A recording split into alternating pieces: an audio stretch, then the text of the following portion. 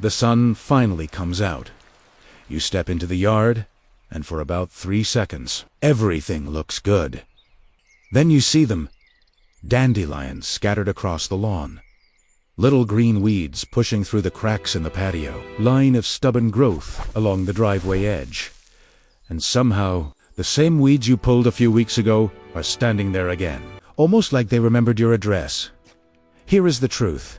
Most people are not losing the fight against weeds because weeds are too strong. They are losing because they are fighting the wrong battle. They pull what they can see. They spray whatever is cheapest on the shelf. They wait a few days. Then the yard looks clean for a moment.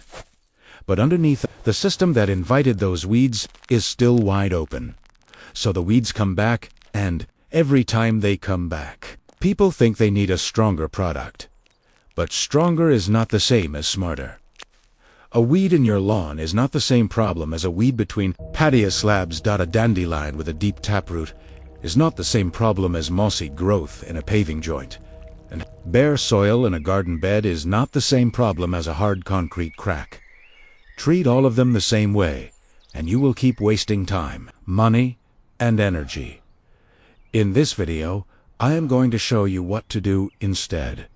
You will see why pulling weeds by hand often makes them return. You will see why your lawn needs one kind of control, while your patio needs another. And you will see the simple prevention step most people skip, even though it is the difference between killing weeds once and inviting them back every season. Because the goal is not to keep buying weed killer forever. Goal is to build a yard that stops giving weeds an easy place to live. Let us start with the lawn. When most people see a dandelion in the grass, their first instinct is to grab it and pull it. Feels right. It feels satisfying. You see the yellow flower come up. You see the leaves come away in your hand. For a moment, it looks like the problem is gone. But beneath the surface, something very different just happened. A dandelion has a deep taproot. That taproot can grow up to about 30 centimeters into the soil. When you pull the top of the plant by hand, especially when the ground is dry or compacted, the root often snaps. The leaves are gone. The flower is gone. But the living root is still sitting underground. And within days or weeks, that root can push up a new plant. So, you did not remove the weed, you gave it a haircut. That is why some lawns feel cursed. They are not cursed. They are being pruned. Every time you break the plant off above the root, you make the yard look better for a few days, but you leave the engine of the weed exactly where it was. For individual weeds, like dandelions, plantain, and thistles, the right tool is not your fingers. It is a long-handled weeding tool, designed to remove the full route. You push the tool into the soil, beside the taproot, that you lever the plant up slowly, and the goal is not to rip. The goal is to lift. If the soil is slightly soft after rain, even better. The whole plant comes out cleaner, and the root is much less likely to snap. That is the first rule. If the weed has a taproot, do not pull the top. Remove the root. Broken root, same problem. But what if the problem is not just one dandelion? What if clover is spreading across the lawn? What if creeping buttercup is forming patches? What if broadleaf weeds are scattered everywhere, and pulling them one by one would take the whole weekend? That is when a manual tool is no longer enough. This is where many homeowners make the second big mistake. They reach for a total weed killer and treat the lawn like a driveway. That is how you end up with dead brown scars in the grass. A lawn is a living surface. You cannot treat it like concrete and expect it to heal overnight. For widespread lawn weeds, the correct category is a selective weed killer. And the word selective matters. Selective weed killer is made to target broadleaf weeds like dandelions, clover, daisies, plantain, and similar weeds, while leaving grass unharmed when used correctly. It works because grass and broadleaf plants are built differently. The product is designed to hit one type of plant while sparing the other. That does not mean you spray carelessly. It means you use the right tool in the right system. Apply it on dry, calm day. Do not spray when rain is forecast. Do not spray in wind. Keep children and pets away from the treated lawn until it is fully dried. And always follow the label, because the label is not decoration. It is the instruction that keeps a useful tool from becoming damage. Within 2 to 3 weeks, the weeds begin to yellow, shrink, and die back. Then the grass has room to close in. But here is the part most people skip. Killing the weeds is not the same as fixing the lawn.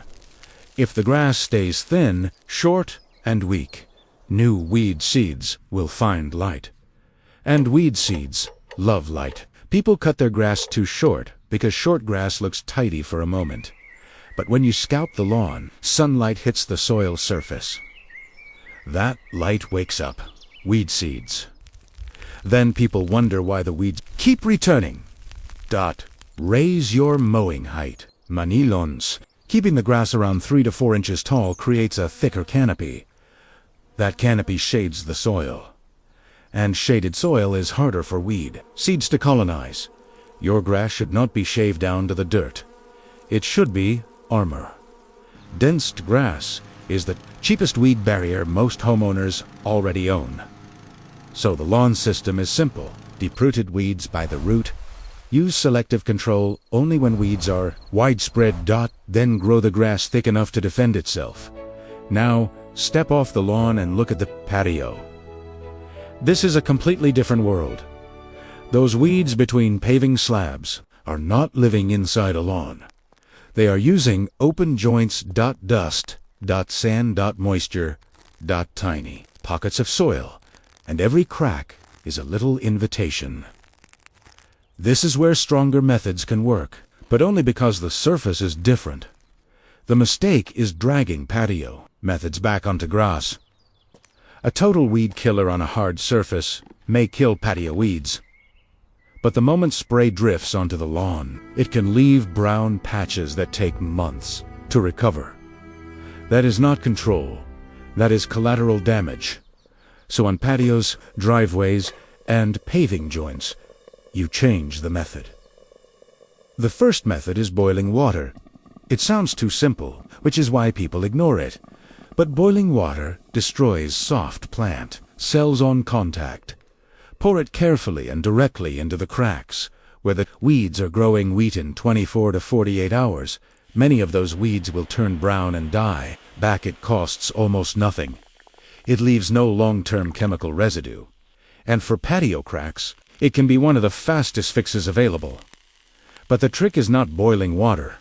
The trick is aimed at you. Not splash it across grass. Do not pour it near plants you want to keep. Do not rush with a full kettle in your hand. Wrong place, dead plant. Wrong movement, burned hand. Use it where nothing green should be growing. That is the patio rule. The second patio method is the homemade mixture many gardeners swear by. White vinegar, taba, salt, and a small squeeze of dish soap. The vinegar attacks the waxy coating on the leaves. The salt helps dehydrate the plant, and the dish soap helps the mixture stick to the surface instead of sliding off. On a warm, dry day, this can work well on weeds growing between paving stones, along patio edges, and in driveway cracks. But this is also where natural tricks fool people. Natural does not mean harmless. Salt does not magically disappear because the weed died. Vinegar does not know the difference between a weed and a young tomato plant. And dish soap is there to make the mixture cling. That is useful on a patio weed. It is not useful on the soil you want to grow food in later.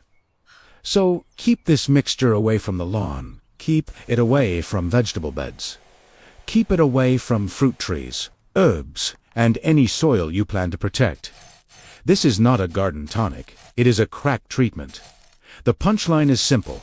Vinegar and salt belong where nothing green should survive. Not where next season's food is supposed to grow. For stubborn weeds rooted deep between slabs, liquid alone may not be enough.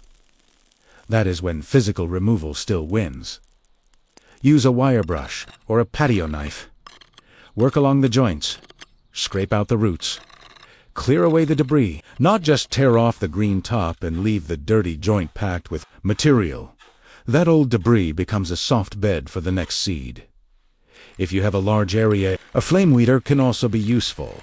A quick passive heat can kill young growth fast, without leaving chemical residue behind. But fire is not a magic wand. It is a tool.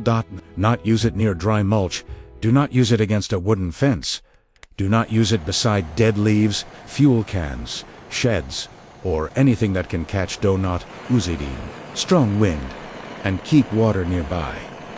Every old tool has a place. Every old tool also has a way to make you regret using it.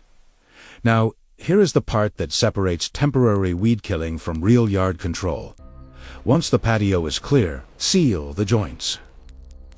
If you leave those gaps open, you have not finished the job. You have only cleaned the hotel room for the next seed. Seeds land in the spaces between slabs. Dust settles there. Moisture collects there. Tiny roots find a place to hold. And a few weeks later, the green line comes back. So after scraping, brushing, boiling, or treating the weeds, pack those joints. Use kiln-dried sand or polymeric sand. Brush it firmly into the gaps until the joints are filled. Kiln-dried sand helps close the open space. Polymeric sand goes a step further. When watered correctly, it sets firm, locking the joint more tightly and leaving less loose material for seeds to germinate in. This is the step most people skip because it does not feel dramatic.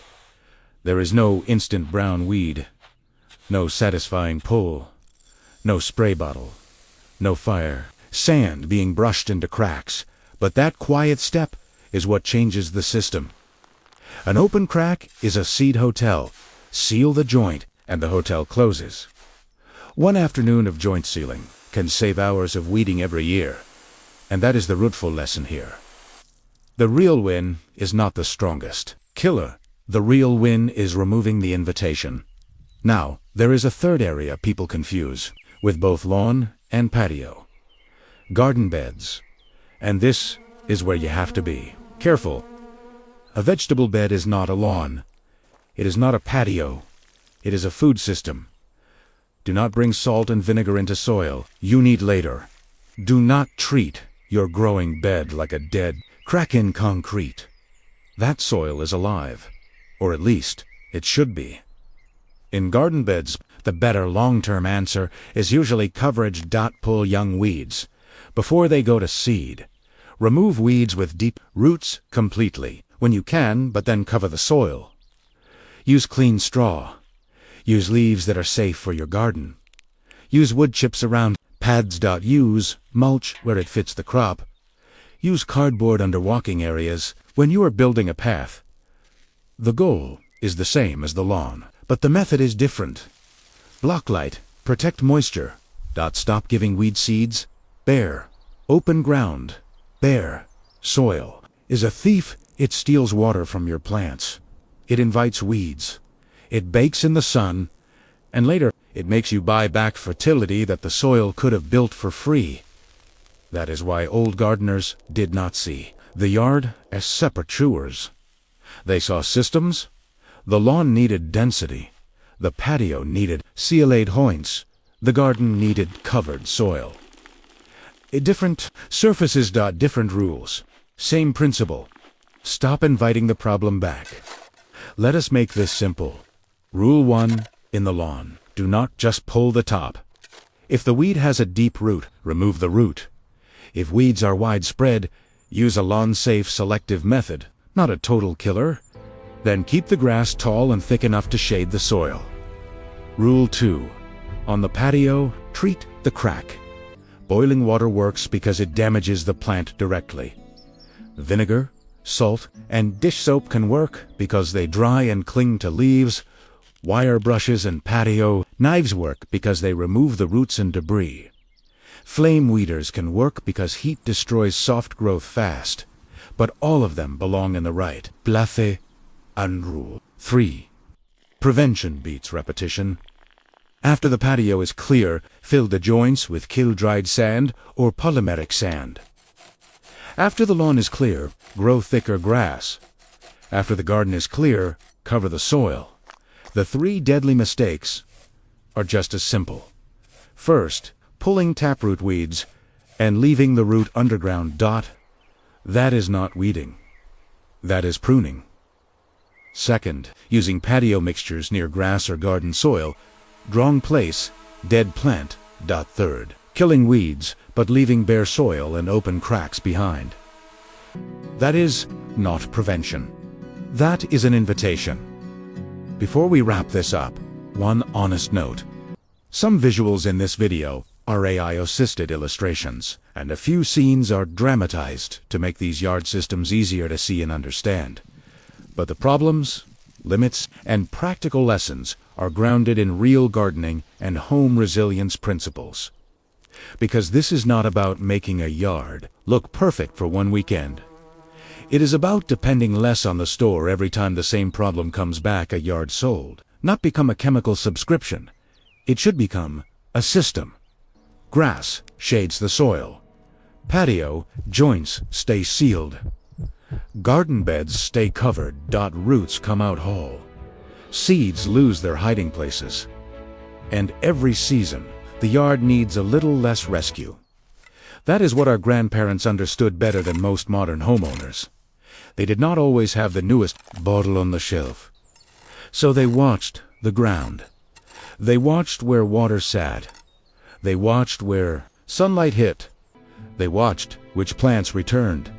And they fixed the opening, not just the symptom. That is the difference.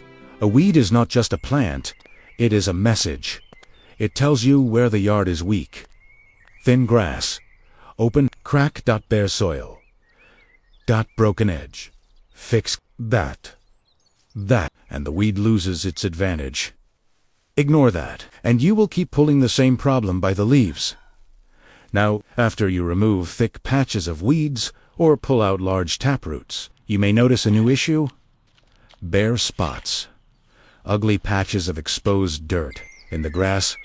Maybe they came from old weeds. Maybe from foot traffic, maybe from pets, maybe from cutting the lawn too short for too many seasons. Either way, those bare spots are the next opening. And if you do not repair them, new weeds will find them first. So if one part of your yard keeps failing, write one word in the comments. Lawn. Patio. Garden. Driveway or bare spots, whichever one shows up most, is the system we rebuild next. Because killing weeds is only the first half. The real survival skill is building a yard that stops inviting them back.